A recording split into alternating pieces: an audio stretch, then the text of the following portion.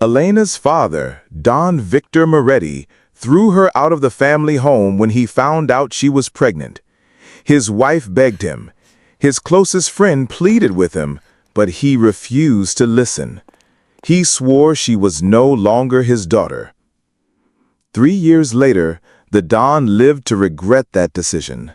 Elena returned with a secret so heavy it shook the whole family and the men of the underworld.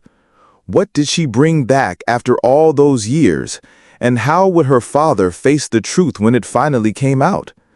Let's dive into this story, a story that will leave you in shock and wonder.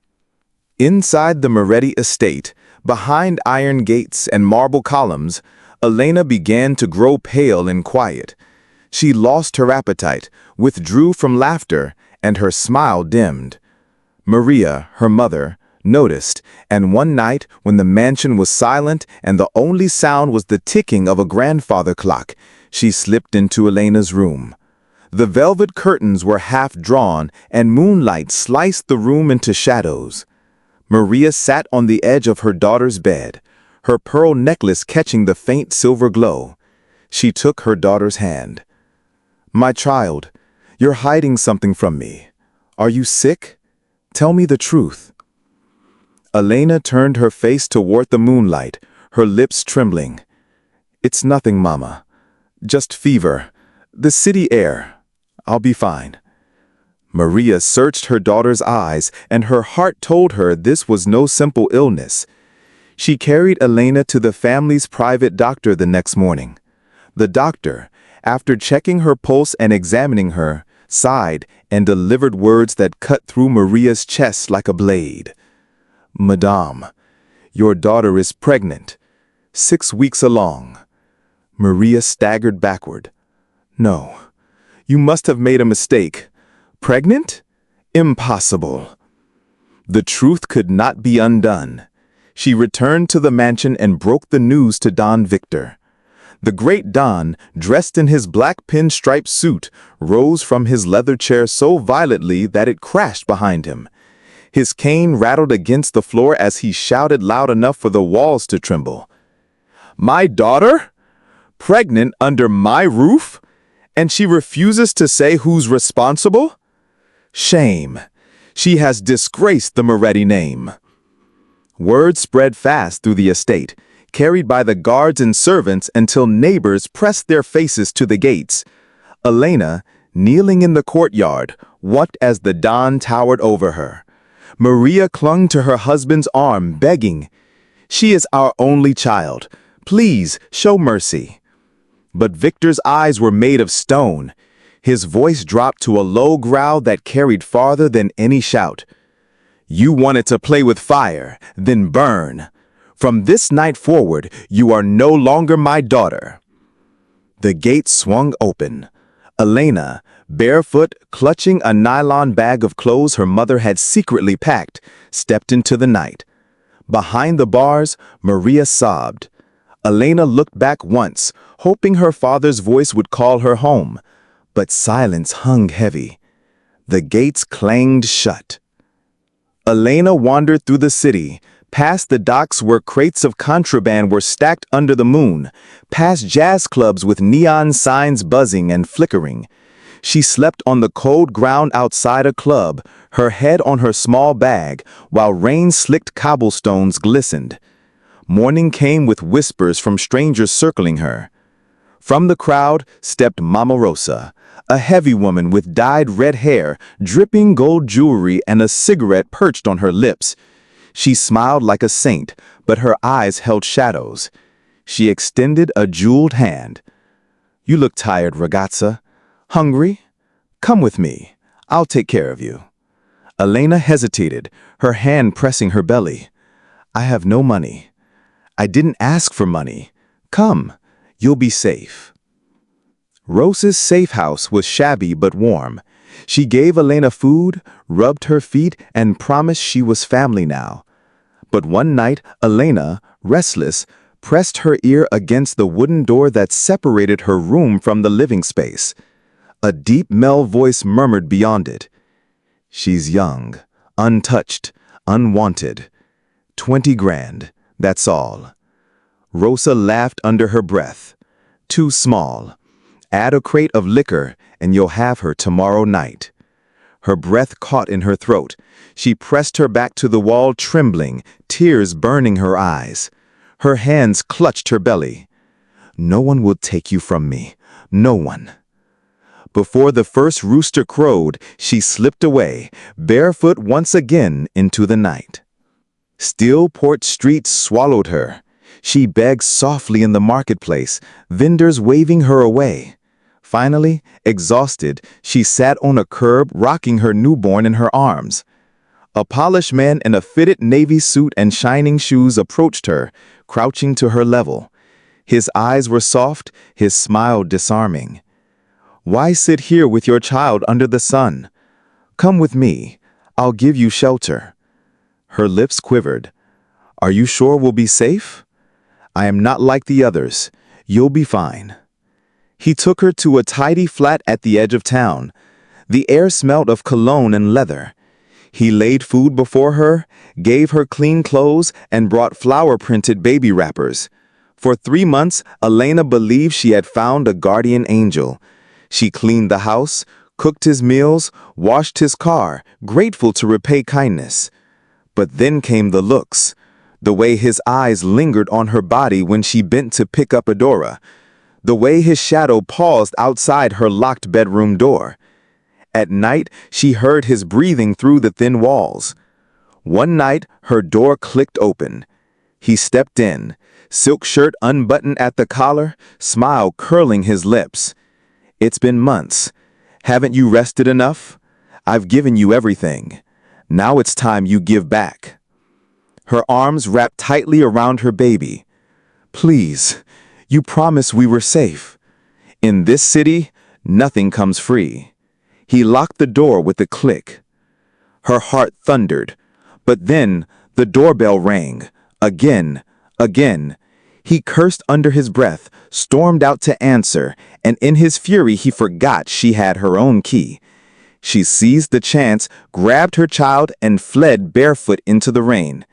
She ran through streets she didn't know, past shuttered bars and sleeping houses until her strength gave out at the gate of a church. She collapsed in tears as the night dog barked. A flashlight beam cut through the dark. A woman in plain clothes hurried to Elena's side. "My dear, whose child is this?" Elena's lips moved, but no words came. She fainted, baby pressed against her chest. When she awoke, she lay in a soft bed. The pastor's wife, known to all as Mama Peace, entered with kind eyes. "You're safe here. Your baby is fine. This can be your home for now." For the first time in many months, Elena smiled. She baked pastries with flour and sugar Mama Peace gave her. She sang again while carrying Adora on her back. On Sundays, she sold meat pies outside the church, and the faithful lined up eagerly. One afternoon, a woman in a crimson gown and diamond jewelry appeared at her stand. Her perfume lingered like smoke. She bought all the pastries, her red lips curling into a knowing smile. "I remind you of myself. You're too beautiful to waste here. Come with me, and I'll make you a queen." Weeks later, one night in Clara's mansion, she overheard her on the phone. Her voice was low but sharp. "Yes, Senator. She's young, innocent, untouched. You'll have her this weekend." Every hair on her body rose. She pressed against the wall, remembering Rosa, remembering Anthony. Another trap. But this time she fought.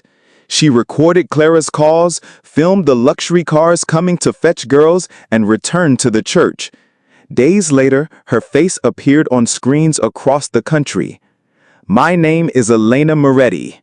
3 years ago, I was thrown out of my home because I was pregnant. I survived the streets, and now I must speak. A woman named Clara Romano runs an operation feeding young girls to powerful men. I have proof." Her voice cracked, but never broke. The world listened. Clara vanished into the shadows, hunted. Elena became a hero. Money poured in. She opened Adora's Bites, a bakery empire, employing single mothers and giving them shelter. Her brand rose like fire. She became rich, respected, and unafraid. After 3 years the night her father cast her out, Elena received an invitation to a Mafia wedding. She entered in a sleek black gown, Adora beside her in a matching dress. Whispers followed. "Is that the cake woman? She's more beautiful in person."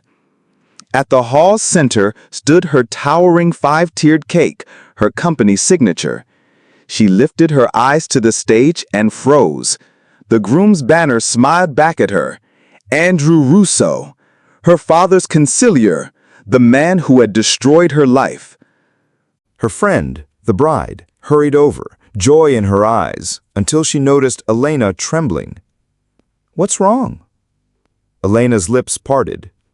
"If I tell you something, will you believe me?" "Of course." Her tears spilled. "That man, Andrew, he came to our house when I was young. He told me I was special. He promised me America. But one night he hurt me. He warned me to keep quiet. He said no one would believe me. He said he'd destroy my family if I spoke." The bride staggered back, hand over her mouth. "You mean Andrew is Adora's father?" Elena nodded once. Silence crushed the air. That night, the wedding collapsed. Police stormed in, cuffs clicking around Andrew's wrists as dons, politicians, and underbosses watched in horror. The world erupted. Headlines burned. Billionaire groom exposed. Young entrepreneur reveals Mafia secret. 1 week later, a black SUV rolled into Little Verona. Children chased it. Neighbors peeked through curtains. When the door opened, Elena stepped out, radiant, Adora clutching her hand. Maria rushed out of the estate, her face lined with sorrow and joy. She threw her arms around her daughter, weeping into her hair. Adora clung to her grandmother's gown. Then Don Victor emerged. His back was bent, his cane trembling. He stared at the daughter he had cast out, his eyes wet. His voice broke. "Forgive me. I failed you." Elena placed documents in his hands. Deeds of land, proof that debts were cleared. Her voice was steady. "I forgive you. I came back not with bitterness, but with healing." Victor fell to his knees. Adora wrapped her small arms around his neck. "Grandpa, are you crying?" Laughter and tears mingled. The compound, once silent, echoed with life again. Elena expanded Adora's Bites into the village. The smell of fresh pastries drifted each morning. She founded shelters, schools, and safe houses for forgotten girls. She never wore a crown, yet in the hearts of many, she was queen. Cast out with nothing, she returned with everything. This story reminds us that pain does not have to define who we are. What truly matters is what we do after the pain, how we rise again, and how we use our story to give hope to others. Now I would love to hear from you. What lesson did you take from Elena's journey? Please share your thoughts in the comment section. I enjoy reading every one of them. Another powerful story will be coming your way in just a few days, so don't forget to subscribe to the channel and turn on your notification bell so you'll be the first to know when it drops. If this story touched you, kindly hit the like button and share it with your friends. Someone out there may need to hear it today. Thank you so much for watching to the very end. See you again in the next story.